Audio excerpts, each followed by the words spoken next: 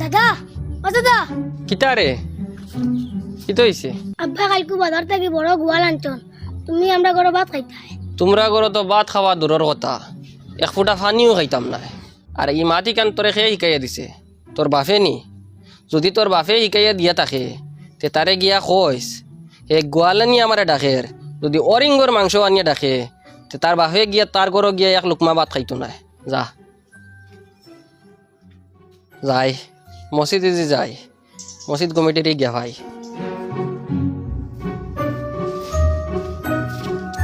আব্বা দাদা যে ইয়া কইলাম আমরা ঘরে ভাত খাইতা, তার কারণে ভাত তো দূরের কথা, এক ফুটা পানিও খাইতা না। ইকান কিতা লই কইলা? ইত্যাদি তুই কিতা করতে?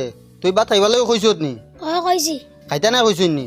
হয় তার খাইনাতে ভাগ না, তুই কইছ তো হইছে, যা করো যা।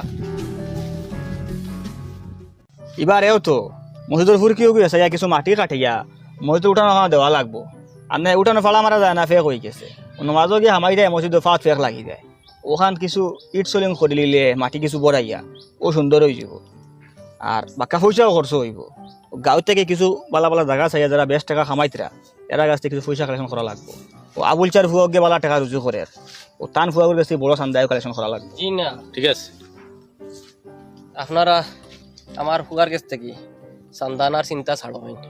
কিতার লাগি এত রুজি রোজগার বালা করে মসজিদে দিলে তো আরো বরকত আইব, আরো রুজি বালা হইব। কিতার লাগি আনতা না অতটা জানাত যাইবা না। আর আমি কইতাম চাইয়ার না, আমি আপনারা ওখানো কইতে চাই। আর আজকের পর থাকি আমার বড় ফুয়ার ঘর থাকি টিবিন মুটি বা তার কাছ থেকে কোনো চান্দা আনিয়া মসজিদও লাগানি, ওটা সব আজকের পর থেকে বন্ধ করতা। আর লগে তারে এক গড়ি করিয়ারতা হামসায়া থেকে বার করিয়ারতা ও ওখান দাবি আপনার তোর কাছে আমি লই আইছি।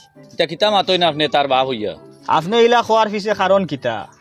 আপনার ফুয়া রুজি করে মসজিদ দিতে আপনি খুশ হইতা, দেখি আপনি বাধা দেন তো দেন, লগে ফুরা দেওয়া বন্ধ করে হামসায়াতে বাকয়া দেওয়ার চিন্তা কতরা কিতা হইছে? কিতা হইছে না হইছে অতটা আমি খোয়ার যাইয়ার না আপনার তোরে। আমি ওখানো আপনার তোরে কইতে চাই, আমি বাপ হিসাবে তার উপরে আমি নারাজ। আর ওখানো জানা আপনার লাগে কাফি। আশা করি আপনারা আমার কথাখান রাখবা। চাচাই কিতা হইয়া পথ বন্ধ করি গেলা গিয়া আস্তা গাঁও কালেকশন করিয়াও টাকা 50,000 মিলাই দিত না, একলা তার কাছে 50,000 আনা গেল। তার কাছ থেকে একলা আনিয়া ওইতো নাই, কারণ তার বাপ তার উপরে নারাজ। আর বাপ নারাজ এই বেটার কাছ থেকে পয়সা আনিয়া মসজিদে লাগানি এটা ঠিক নাই, বুঝছেন? আগে বাপ খুশ হোক, বাপে খুশি মনে খুব কা দেও, তখন নাই আনবো। এখন আর এই মাছ ছাড়ি দেও, আর ওগুলো আগলাইয়া দেওয়ার হামসাতে বাকরিয়া দেওয়ার ব্যবস্থা করা লাগবো। তো শুক্রবারে মা দোকান উঠানি লাগবো, ওই জুম্মা বাদে। দাদা এখান থেকে আর ও গেছিলাম রে তোলা মসজিদ। কইয়ার